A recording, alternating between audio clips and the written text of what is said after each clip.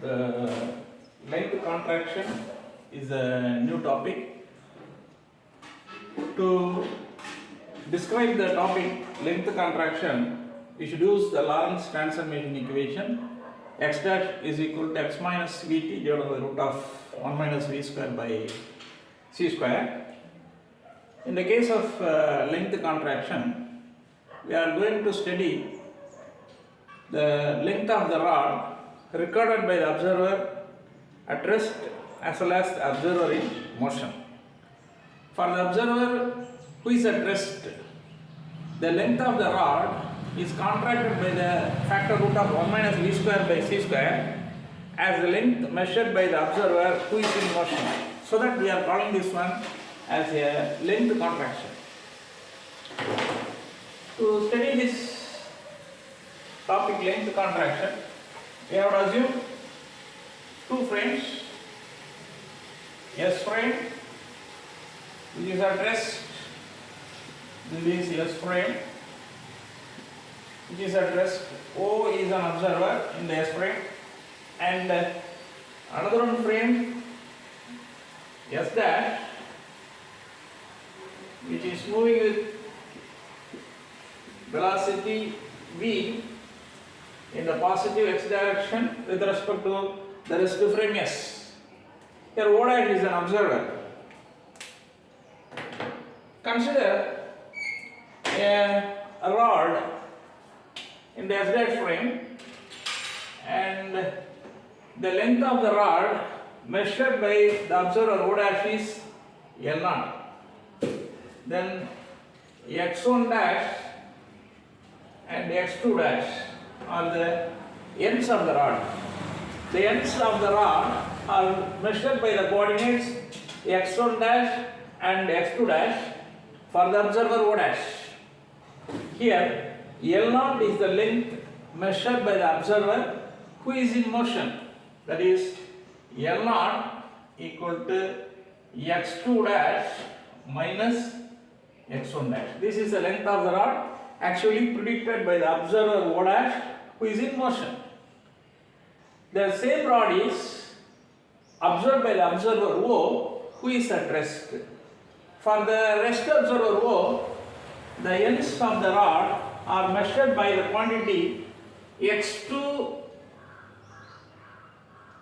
this is x2, this is x1. So the ends of the rod are measured by the observer O as x1 and x2.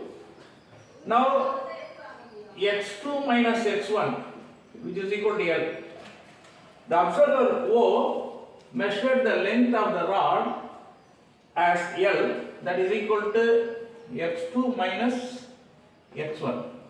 Once again I am going to repeat the same. The frame S is at rest. S dash frame is moving with constant velocity v along the positive x direction with respect to the rest frame. O is the observer in the rest frame. O dash is the observer in the moving frame. Consider a rod in the S dash frame. The length of the rod is predicted as L0 by the observer O dash.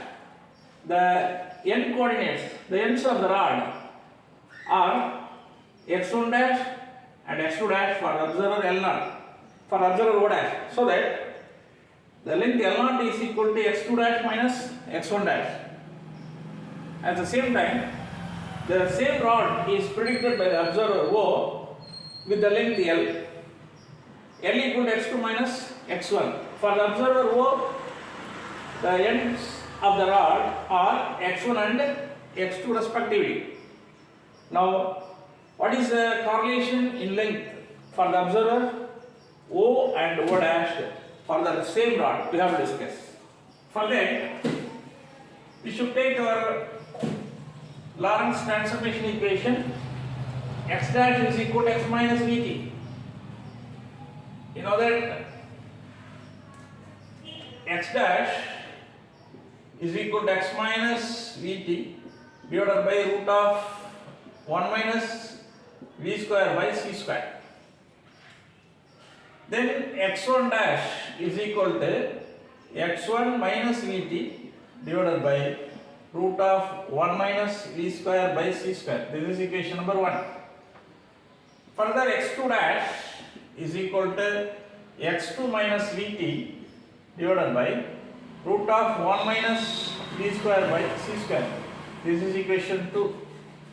Then 2 minus 1 gives x2 dash minus x1 dash is equal to x2 minus vt minus x1 plus vt whole divided by root of 1 minus v square by c square.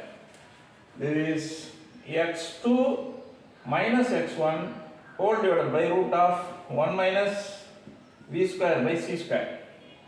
Here the left hand side is x2 dash minus x1 dash. Already we have pointed out x2 dash minus x1 dash is L0, that is the length of the rod predicted by the observer O dash. Whereas x2 minus x1 is L, which is nothing but the length of the rod predicted by the observer at rest. So this L is equal to, instead of x2 dash minus x1 dash, we can provide L0. L0 is equal to x2 minus x1, L divided by root of 1 minus v square by c square. See, x2 dash minus x1 dash is L0, which is the length of the rod recorded by the observer who is in motion. x2 minus x1 is L, which is the length of the rod recorded by the observer who is at rest. So L0 is equal to L divided by root of 1 minus v square by c square.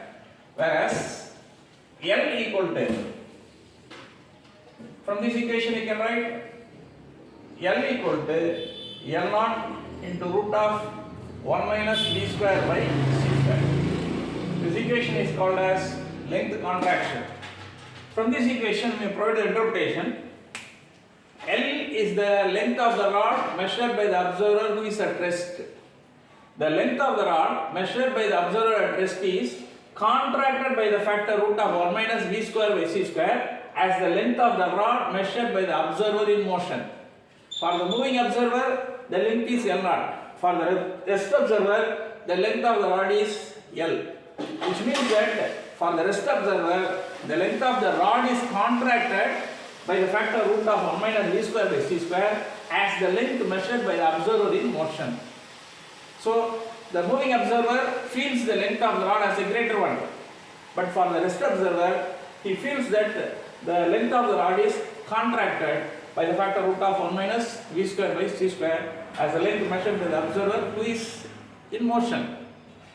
If I say, if v is equal to c, that means v approximately equal to c, at that moment we can say this is v square by c square. What will occur? V square by c square is equal to 1. 1 minus 1, 0. Anything into 0, 0.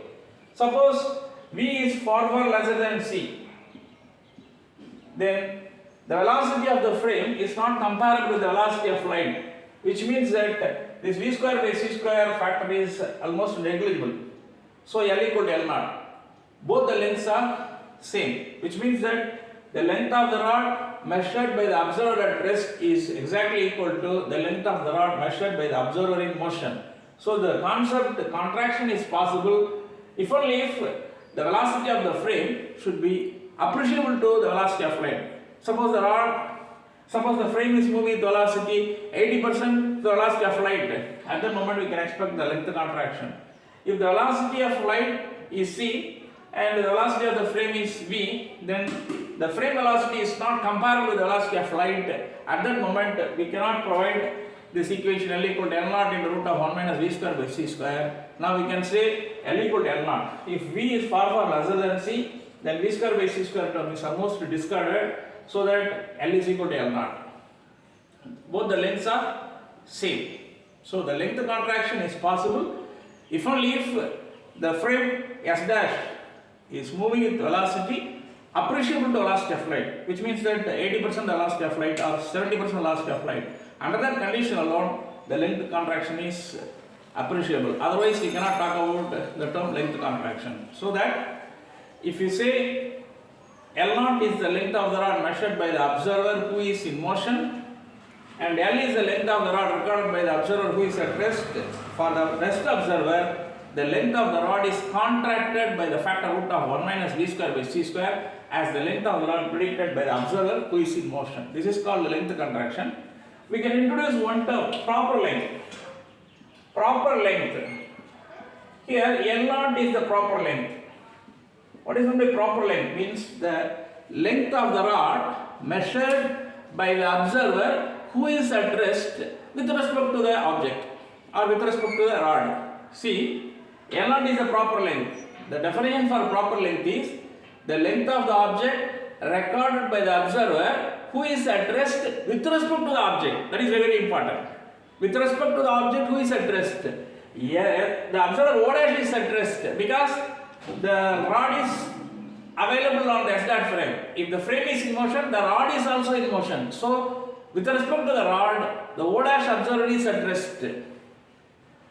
But the O observer is in motion because the rod is far away from the rest observer O. So, the proper length is nothing but the length measured by the observer who is at rest with respect to the object. Actually, L0 is the proper length because the O dash observer is at rest with respect to the rod.